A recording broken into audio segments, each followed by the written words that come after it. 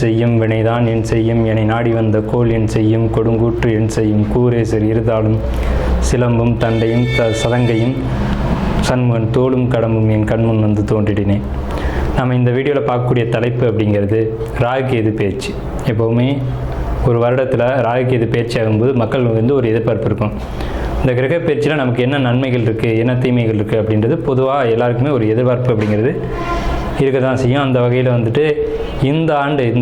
இந்த ஆண்டினுடைய ஆங்கில தேதியானது மே மாதம் 18ஆம் தேதி அன்னைக்கு தமிழ் வருஷம், அதாவது தமிழ் புத்தாண்டு பிறக்க போகுது.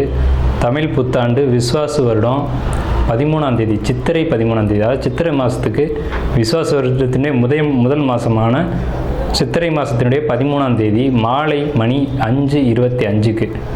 இது சரியான டைம் பார்த்திங்கன்னா ராகு காலம். இது ஞாயிற்றுக்கிழமை அன்றைக்கி இந்த ராகு பயிற்சியானது நடக்குது. இந்த ஞாயிற்றுக்கிழமை 4 to 6 எப்போவுமே ராகு காலம் அப்படின்ற காலம் பஞ்சாங்கத்தில் குறிக்கப்பட்டிருக்கு. இந்த ராகு காலத்தில் தான் இந்த ராகு பகவான் பயிற்சி ஆகிறார். ராகு பகவான் எங்கேருந்து பயிற்சி ஆகிறாங்க அப்படின்னு பார்த்தீங்கன்னா மீனத்திலேருந்து கும்பத்துக்கு பயிற்சி ஆகிறாங்க, ஆன்டி கிளாக் வைஸ், அதை எதிர் சுற்று வழியாக. அதே சமயத்தில் கண்ணியில் இருக்கக்கூடிய கேது பகவான் சிம்மத்துக்கு பயிற்சி ஆகிறாங்க. இப்போ இந்த ராகு கேதுக்கள் அப்படின்ற பிளானட் உங்களுக்கு உபய ராசிகள்னு சொல்லக்கூடிய மீனத்திலையும் கண்ணிலையும் இவ்வளோ ஆண்டு காலம் இருந்துட்டு, இந்த 13 மாதங்கள் இருந்துட்டு பயிற்சி சிற ராசிகள்னு சொல்லக்கூடிய கும்பத்துக்கும் சிம்மத்துக்கும் பயிற்சி ஆகிறாங்க. இந்த ராகுகேது பயிற்சி எப்போவுமே 180 பாகை நேர் எதிர் சுற்றில் தான் பயிற்சி ஆகும். பூச நட்சத்திரக்காரர்கள், கடகராசி பூச நட்சத்திரக்காரர்கள் வாகனத்தில் கவனம் தேவை. வாகனம் எடுக்கும்போது வாகனத்தில் பெட்ரோல் இருக்கா, டாக்குமெண்ட்டு பேப்பர் இருக்கா, ஹெல்மெட் போட்டிருக்கோமா அப்படிங்கிறத பார்த்துட்டு எடுங்க. ஏன்னா வாகனங்கள் பழுதாகி வழியில் நிற்கக்கூடிய அமைப்பு உங்கள் ஜாதகத்தில் இந்த ராகுகேது பயிற்சியில் உண்டு. ஸோ ராகுகேது பயிற்சியில் நீங்கள் இந்த மாதிரியான விஷயங்கள்லையும் பேச்சு வார்த்தைகள்லையும் கவனமாக இருக்கணும். குடும்பத்துக்குள்ளே கணவன் மனைவிக்குள்ளே விட்டு கொடுத்து போகணுன்ற ஒரு அமைப்பு இருக்குது. அதே மாதிரி எதுவாக இருந்தாலும் கணவன்கிட்ட மனைவிக்கிட்ட வாய் விட்டு பேசிடணும். மற்றவங்களை பற்றி எந்த கமெண்ட்டு சொல்லக்கூடாது.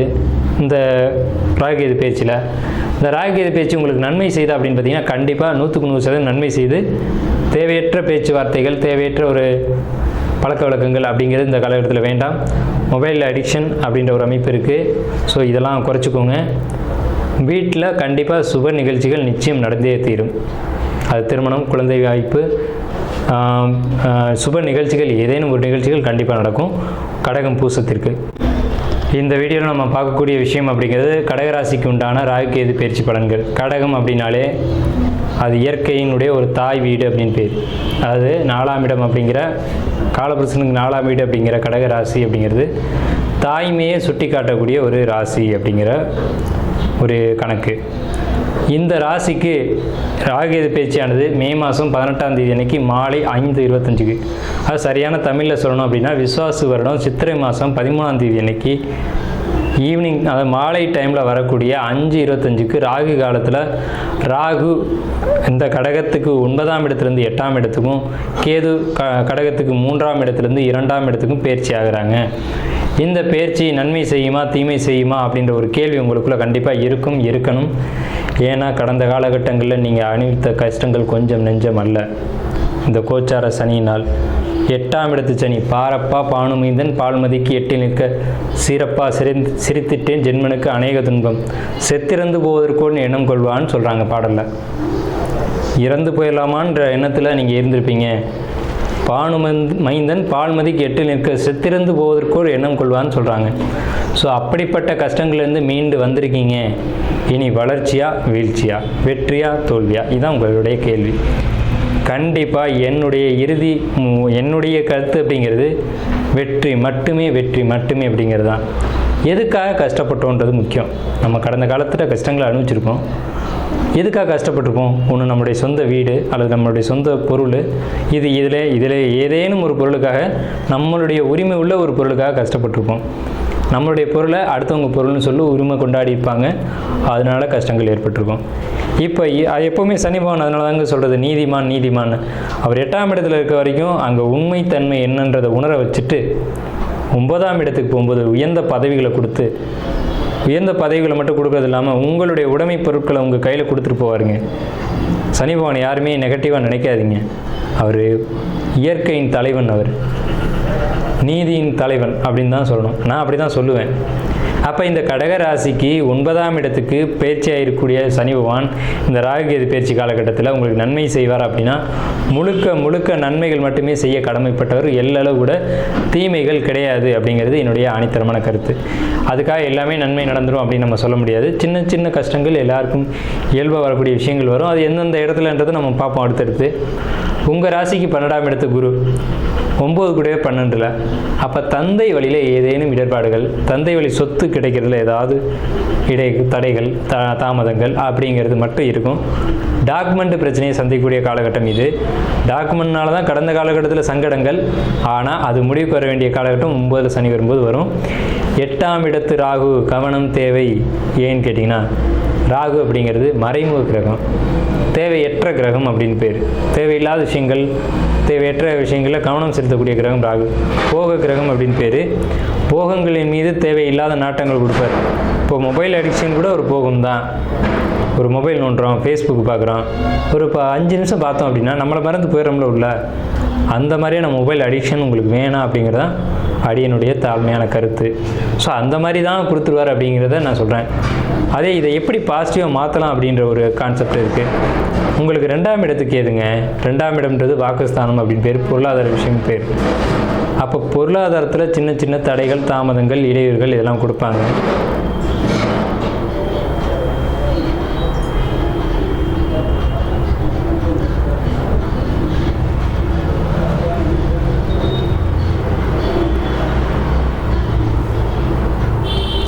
அப்போ இந்த மாதிரி கஷ்டங்களை கொடுக்கும்போது இறை வழிபாடுகள் மூலமாக அதை நிவர்த்தி செய்ய முடியும் அப்படிங்கிறது தான் அடியனுடைய தாழ்மையான கருத்து.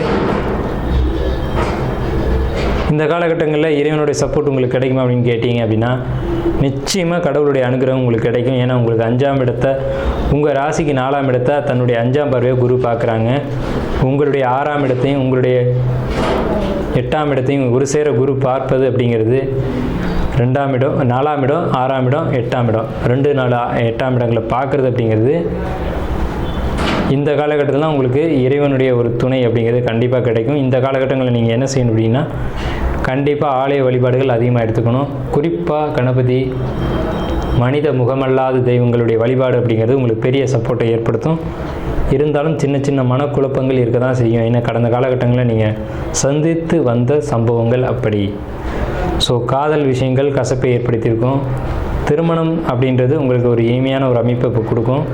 கணவன் மனைவிக்குள்ள ஒரு அன்பு, பாசம், பரிவு அப்படிங்கிறதுலாம் நிறையவே ஏற்படும். விட்டு கொடுத்து போகக்கூடிய ஒரு அமைப்பு அப்படிங்கிறது ஏற்படும். விட்டு கொடுத்து போகிறது அப்படின்றது சரியான ஒரு விஷயந்தான். ஒரு குடும்பத்தில் ஆண் உயர்ந்தா பெண் உயர்ந்தா அப்படின்றதுலாம் கிடையாது. 2 பேருமே ஒரே ஸ்தானத்தில் இருக்கக்கூடியவங்க தான். அந்த நிலையை நீங்கள் புரிஞ்சுக்கணும். ஸோ அந்த புரிதல் இந்த நேரங்களில் தான் உங்களுக்கு கிடைக்கும். கணவனோ மனைவியோ அடுத்தவங்களை கணவனையோ மனைவியோ புரிஞ்சக்கூடிய காலகட்டம் அப்படிங்கிறது இவங்க இப்படி தான், நம்ம இப்படி தான் நடந்துக்கணும் அப்படின்ற ஒரு தன்மைக்குள்ளே இந்த காலகட்டத்தில் கொண்டு வந்துடுவாங்க. திருமண உறவு அப்படின்ற ஒரு அமைப்பு ரொம்ப சூப்பராக இருக்கும் அப்படின்றத நம்ம சொல்லிடுறோம். 8ஆம் இடத்து ராகு பொறுத்த வரைக்கும் தேவையற்ற விஷயங்கள், தேவையற்ற பேச்சுவார்த்தைகள் இதிலலாம் கவனமாக இருக்கணும் அப்படிங்கிறத சொல்லிட்டோம். அதே மாதிரி யார்கிட்டையும் எந்த ஒரு கருத்து பரிமாற்றமும் வேணாம். உங்களுக்கு குழந்தைகள் வழியில் நல்ல ஒரு அனுகிரகம், அனுகூலம் அப்படிங்கிறது நிச்சயமாக கிடைக்கும். கடகராசிக்காரங்க யாராக இருந்தாலும் குழந்தைகளால் பெருமை, பேர், புகழ் அப்படிங்கிறது கிடைக்கும். குழந்தைகளுக்கு படிப்பு தடைகள் ஏற்படலாம் அப்படின்ற ஒரு அமைப்பு இருக்குது. குழந்தைங்க படிப்பை பொறுத்த வரைக்கும் நீங்கள் தான் கொஞ்சம் கவனம் செலுத்த வேண்டிய ஒரு காலகட்டம். அவங்களுக்கு படிக்கிறதுக்கான ஒரு அமைப்பை ஏற்படுத்தி கொடுங்க. வீடு கட்டக்கூடிய ஒரு யோகம் உங்களுக்கு இப்போ வருது.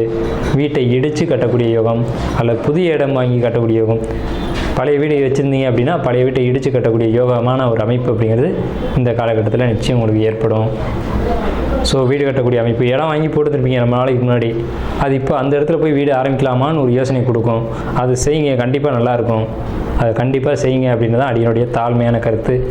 வீடு கட்ட போகிறீங்க, வீடு கட்டணும், வீடு கட்டுங்க அப்படிங்கிறதான் நான் ஆழமாக அழுத்தி சொல்கிறேன் நான் உங்களுக்கு. ஏன்னா உங்களுடைய 4ஆம் இடத்தை குருவான் 5ஆம் பார்வை பார்க்குறாரு. அது மிகப்பெரிய அதிர்ஷ்டம். வீடு கட்டிடுங்க, வீடு கட்டி கிரகப்பிரவேசம் பண்ணிடுங்க. இல்லை குழந்தைங்களுக்கு திருமணம் பண்ணணும், வயசு ஆகிடுச்சு சார், 25 வயசு 27 வயசு ஆகிடுச்சு அப்படின்னா கண்டிப்பாக திருமணத்துக்கு பொண்ணு பாருங்கள், வீட்டை கட்டிட்டு பாருங்கள். வீடு கட்டக்கூடிய அமைப்பும் திருமணம் செய்யக்கூடிய அமைப்பும் ஒரு சேர ஒரு காலகட்டத்தில் ஒரே மாதிரி உங்களுக்கு அமைஞ்சு வருது. மொத்தத்தில் நான் சிம்பிளாக ஒரு விஷயம் சொல்கிறேன்.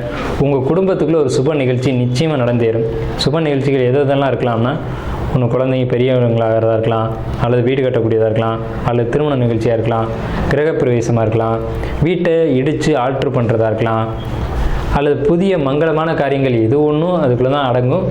மொத்தமாக நான் சொல்கிறேன், உங்கள் குடும்பத்தில் ஒரு சுப நிகழ்ச்சி அப்படிங்கிறது உறுதியாக 100% நடந்தே தீரும். அதை யாராலையும் மாற்ற முடியாது. அதுக்கான சுப விரயத்தின் மூலமாக உங்களுடைய கஷ்டங்கள் அனைத்தும் சுபமாக மாறும் அப்படின்றத சொல்லி நம்ம கடகராசிக்கான பலனை நிறைவு செய்வோம். வாழ்த்துக்கள். மிகவும் அற்புதமான பலன்கள் கடகராசிக்கு.